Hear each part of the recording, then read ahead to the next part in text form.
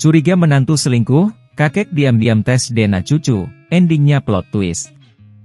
Perkataan dari orang-orang sekitar memang bisa berdampak bagi kehidupan. Seperti kisah yang satu ini. Akibat sering dibilang tak mirip dengan cucunya, seorang kakek asal Tianjin, Cina, memutuskan untuk melakukan tes DNA. Hasilnya, ia justru menemukan fakta mengejutkan yang tak terduga.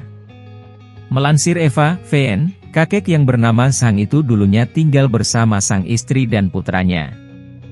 Namun setelah sang istri meninggal, Zhanglah yang kemudian menjadi orang tua tunggal untuk putranya yang bernama Zhang Qiang. Setelah sang putra semakin besar dan memiliki karir yang cukup stabil, Zhang pun meminta putranya itu untuk segera menikah. Tak lama setelahnya sang putra bertemu dengan wanita bernama Xiao Qin dan memutuskan untuk menikah.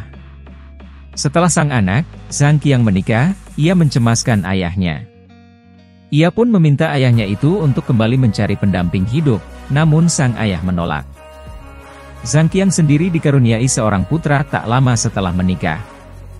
Setelah putranya berusia 3 tahun ia kemudian menjemput sang ayah untuk tinggal bersama.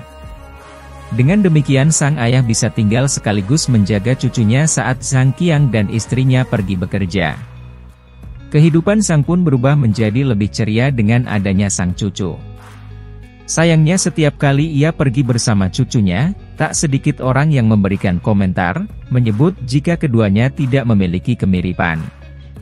Lama-kelamaan komentar-komentar tersebut membuat Zhang jadi tidak nyaman dan memutuskan untuk curhat ke teman dekatnya, Shen.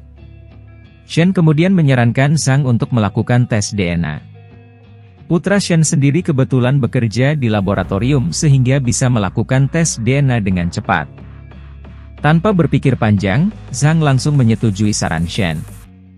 Karena tak ingin anaknya tahu dan menjadi khawatir, Zhang meminta Shen merahasiakan hal itu. Tak hanya itu saja, Zhang juga berbohong kepada pihak sekolah cucunya. Ia mengatakan ingin membawa sang cucu ke dokter, padahal secara diam-diam membawa cucunya ke laboratorium.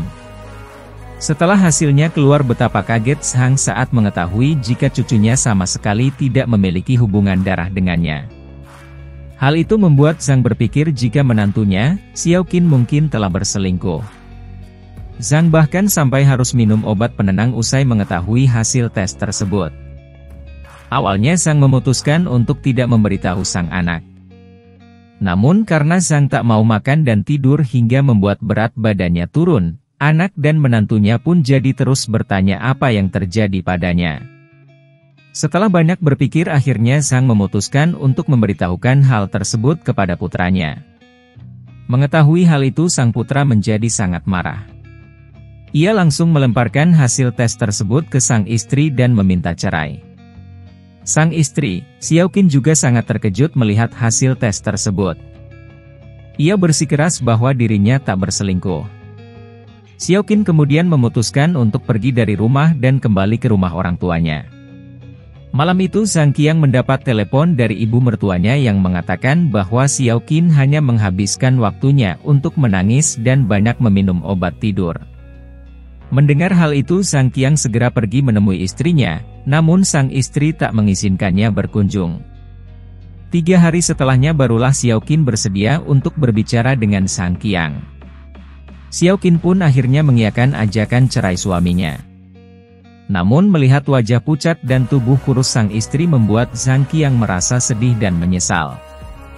Ia pun meminta maaf dan mengatakan walaupun anak tersebut bukan anak biologisnya, ia akan tetap menerima. Ucapan Zhang Qiang itu membuat Xiao Qin merasa semakin marah.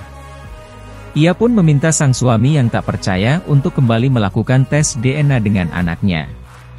Di luar dugaan, ternyata hasil tes tersebut menyatakan jika Zhang Qiang memang merupakan ayah biologis dari anaknya. Sementara hasil tes sang kakek, Zhang juga tak salah. Rupanya Zhang dan Zhang Qiang memang bukan ayah dan anak kandung.